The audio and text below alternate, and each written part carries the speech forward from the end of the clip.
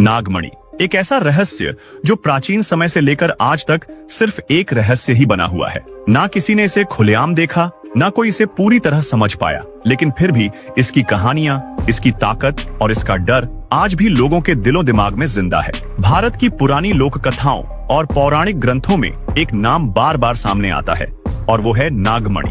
कहते हैं ये मणि सिर्फ एक पत्थर नहीं बल्कि शक्ति, अमरता और रहस्य का प्रतीक है। कुछ लोग मानते हैं कि जो भी इस मणि को पा लेता है उसे असीम शक्तियां प्राप्त होती है। वो किसी भी जहर को बेअसर कर सकता है, किसी भी बीमारी को ठीक कर सकता है, यहाँ तक कि मौत को भी मात दे सकता है। उसके पास असीम शक्तियां आ जाती हैं जिससे वो कुछ भी कर सकता है।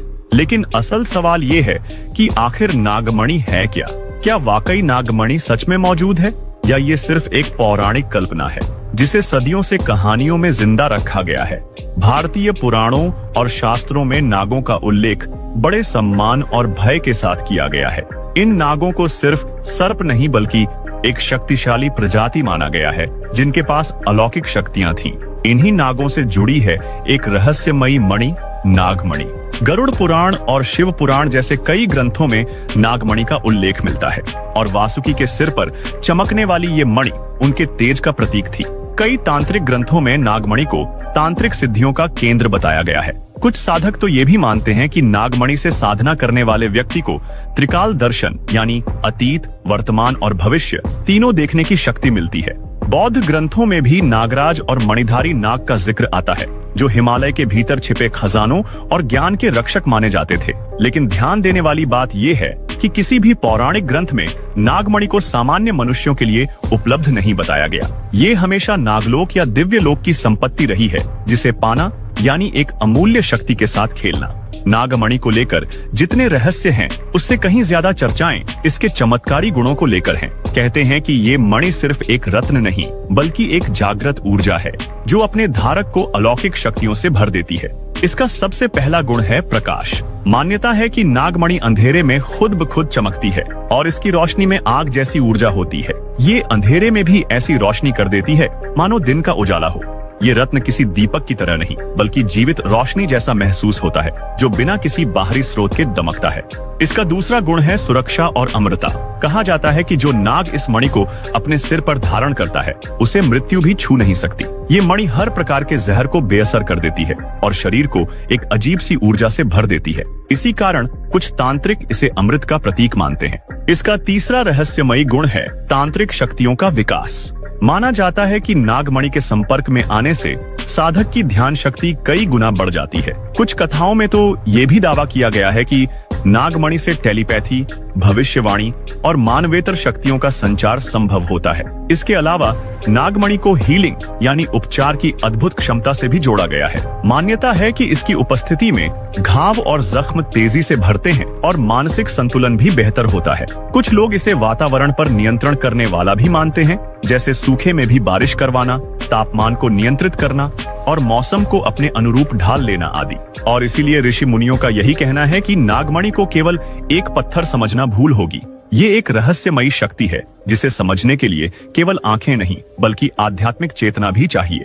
भारत एक ऐसा देश है जहां हर राज्य, हर गांव में कोई न कोई रहस्यमयी कहानी जरूर मिलती है। वैसे ही नागमणि से जुड़ी लोक कथाएं भी भारत के हर कोने में फैली हुई हैं और ये कथाएं जितनी रहस्यमयी हैं उतनी ही रोमांचक भी। राजस्थान, मध्य प्रदेश और उड़ीसा जैसे राज्यों में कई बुजुर्ग आज भी नागमणि से जुड़ी कहानियां सुनाते हैं। कहते हैं कि घने जंगलों में या प्राचीन खंडहरों में कभी कभी रात के अंधेरे में चमकती हुई एक मणि दिखाई देती है, लेकिन जैसे ही कोई उसके पास जाने की कोशिश करता है वो रहस्यमयी रूप से गायब हो जाती है। कुछ लोगों का दावा है कि उन्होंने मणिधारी नाग को अपनी आंखों से देखा है जो मणि को सिर पर लेकर चलता है। नेपाल और हिमालयी क्षेत्रों में नागमणि को नागराजाओं की संपत्ति कहा गया है। कई साधु और तांत्रिक दावा करते हैं कि वे वर्षों तक कठिन साधना कर नागों से संपर्क स्थापित करते हैं और उनकी अनुमति से ही नागमणि की झलक मिलती है। पुराणों के अनुसार नागमणि धारी नाग अपनी इच्छा के अनुसार खुद को बदल सकते हैं, जिन्हें आपने मूवीज या सीरियल्स में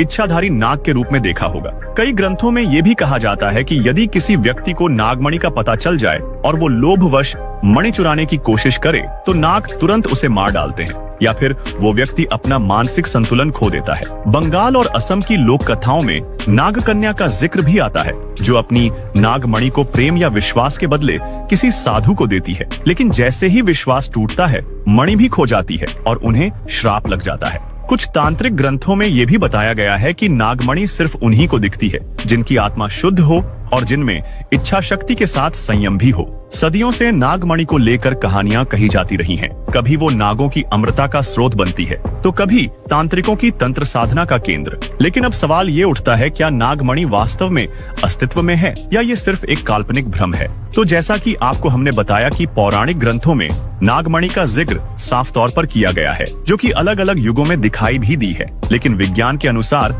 ऐसा कोई जैविक या खनिज पदार्थ नहीं है जो सांप के शरीर में प्राकृतिक रूप से उत्पन्न हो या जिसे वो अपने सिर पर धारण कर सके। लेकिन दोस्तों, आपको तो पता ही है कि हमारे विज्ञान ने चाहे कितनी भी तरक्की क्यों न कर ली हो, लेकिन आज तक हिंदू ग्रंथों के रहस्यों के बारे में नहीं जान पाया है। जैसे कि कुरुक्षेत्र की मिट्टी का रंग लाल क्यों है, भारत के रामेश्वरम से श्रीलंका के मन्नार द्वीप तक एडम्स ब्रिज कैसे बना, हिमाचल के कांगड़ा में स्थित ज्वाला देवी मंदिर में बिना किसी तेल, बाती या घी के भी लगातार जलने वाली ज्वाला, बृहदेश्वर मंदिर में दोपहर के समय छाया का गायब होना, जगन्नाथ मंदिर का ध्वज विपरीत दिशा में लहराना, श्री केदारनाथ मंदिर के कपाट बंद होने के बाद भी दिया 6 महीनों तक लगातार प्रज्वलित रहना, और भी ऐसे कई रहस्य हैं जो कि वैज्ञानिक आज तक सुलझा नहीं पाए हैं। और जब वैज्ञानिक इन रहस्यों को सुलझा नहीं पाते, तो वो इन्हें काल्पनिक बता देते हैं। नागमणि को लेकर वैज्ञानिकों का ये मानना है कि सांपों की शारीरिक बनावट में ऐसा कोई अंग ही नहीं है जहां मणि जैसी कोई चीज बन सके या रखी जा सके। तो फिर ये कहानियां आई कहां से? वैज्ञानिक मानते हैं कि ये आस्था और डर का कारण है। पुराने जमाने में जब लोग प्राकृतिक घटनाओं को नहीं समझ पाते थे, तो उन्हें देवताओं, राक्षसों या नागों से जोड़ देते थे। जबकि दूसरी ओर आध्यात्मिक जगत में ये माना जाता है कि नागमणि कोई भौतिक वस्तु नहीं, बल्कि एक ऊर्जा और चेतना का प्रतीक है, जो बहुत उच्च स्तर की साधना के बाद ही अनुभव की जा सकती है। लेकिन इसका मतलब ये नहीं कि नागमणि को लेकर सब कुछ झूठ है। भारत जैसे देश में जहां परंपराएं पीढ़ियों से आगे बढ़ती हैं, वहां लोक कथाएं भी किसी न किसी अनुभव या संकेत से ही जन्म लेती हैं। तो ऐसे में आपके जहन में ये भी सवाल आ रहा होगा कि क्या इसका कोई ऐसा प्रमाण है कि किसी ने इस नागमणि को देखा हो? तो आपको बता दें कि इस विषय पर एक कथित घटना का जिक्र अक्सर किया जाता है। साल 2007 में ओडिशा के मयूरभंज जिले में एक ग्रामीण ने दावा किया कि एक सांप ने उसका पीछा किया और जिस स्थान पर वो रुका, वहां जमीन में कुछ चमक रहा था। गांव वालों ने भी देखा कि रात के अंधेरे में वहां एक हरी जैसी रोशनी थी, और जब उस जगह को खोदा गया तो वहां से एक पत्थरनुमा वस्तु निकली जो लगातार चमक रही थी। स्थानीय तांत्रिकों ने उसे नागमणि घोषित किया और कुछ ने तो उस स्थान को शापित क्षेत्र तक करार दे दिया। इसके अलावा उत्तराखंड के पौड़ी गढ़वाल में भी साल 2015 में नागमणि के बारे में कुछ जानकारी मिली। ये घटना एक पहाड़ी साधु से जुड़ी है। स्थानीय लोगों के अनुसार एक बाबा वर्षों से एक गुफा में ध्यान कर रहे थे। उनका कहना था कि उन्होंने नाग देवता को साक्षात देखा और उनके दर्शन के बाद उन्हें एक चमकता हुआ रत्न मिला। बाबा ने उसे अपने पास रखने की बजाय गंगा नदी में विसर्जित कर दिया, क्योंकि उनका मानना था कि ये नागमणि है और इसका लोभ मृत्यु से भी बड़ा श्राप लाता है, और अगर ये इंसानों के हाथ में लग गया तो वो इसके साथ पता नहीं क्या करेंगे। ऐसा ही एक इंसिडेंट मध्य प्रदेश के सतना जिले में साल 2011 में देखने को मिला, जब सतना जिले के पास के एक गांव में रात को अचानक एक पुराने पीपल के पेड़ के नीचे तेज नीली रोशनी दिखी। ग्रामीणों ने जब पास जाकर देखा तो जमीन से हल्की हरियाली जैसी चमक उठ रही थी। किसी ने बताया कि वहां एक नाग कई दिनों से रोज रात उसी जगह आता था और कुछ देर बाद चला जाता था। जब कुछ साहसी युवकों ने खुदाई की तो वहां से एक कांच जैसी चमकती हुई वस्तु मिली, जिसे गांव के तांत्रिक ने नागमणि बताया और कहा कि ये स्थान अब साधना के योग्य बन चुका है। हालांकि कुछ समय बाद वो मणि रहस्यमयी ढंग से गायब हो गई, लेकिन गांव वाले आज भी मानते हैं कि उन्होंने असली नागमणि देखी थी। वैसे दोस्त, अब यहाँ तक वीडियो देख ली है तो फिर वीडियो को लाइक और शेयर करना बिल्कुल भी मत भूलना। धन्यवाद।